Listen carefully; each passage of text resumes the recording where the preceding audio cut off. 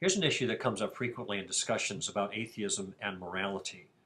Since I have argued aggressively against relativism in morality and that the evidence of objective moral truths is evidence for God, there are some atheists who want to argue, obviously there is no God, but there can be objective morality. And so the question is, can atheists do that? Can they? Can there be objective morality without God? Here I'm going to make a distinction that's very important in this discussion because there are two statements that kind of get confused here. One of them is the statement that I just made. Can atheists have morality or be good without God? The second statement is, can atheists be good without a belief in God? Now, those two things are very different, actually, though they sound very similar. The answer to the first question is no, they can't be good without God. The answer to the second question is yes, they can be good without a belief in God.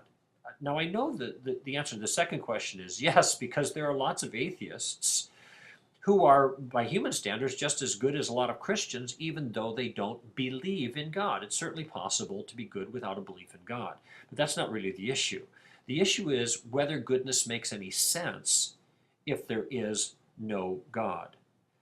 Goodness or morality is a very particular kind of thing.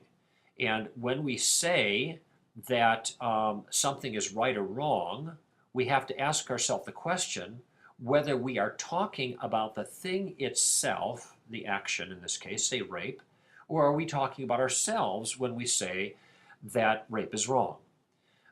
If we mean that the rape itself is wrong, that means the action, or the object in this case, has the quality of wrongness. And no matter who's viewing it, whatever subject is viewing it, then it's still just as wrong.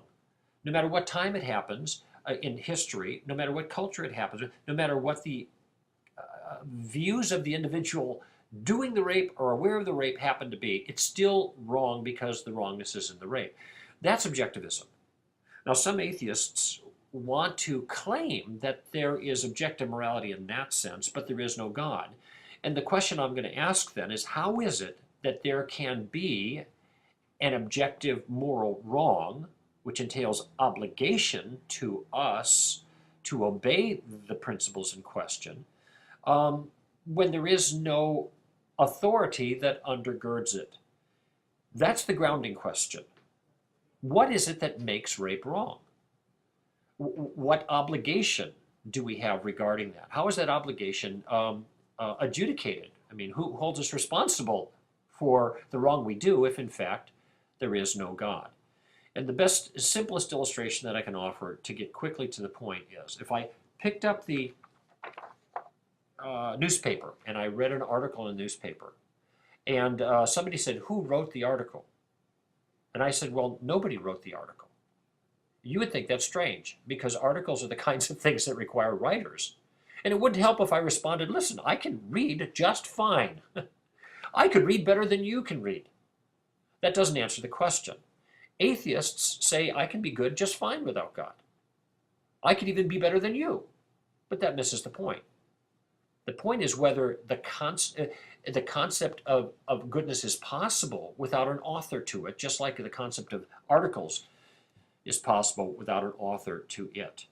Michael Shermer likes to ask the question, would you still be good if God didn't exist?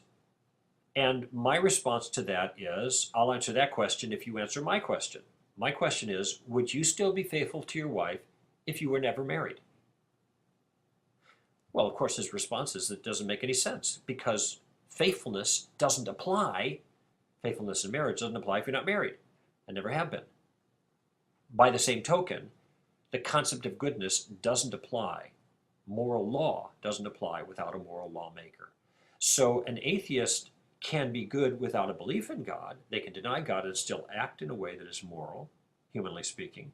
But an atheist can't be good without God, because without God as grounding, there is no good.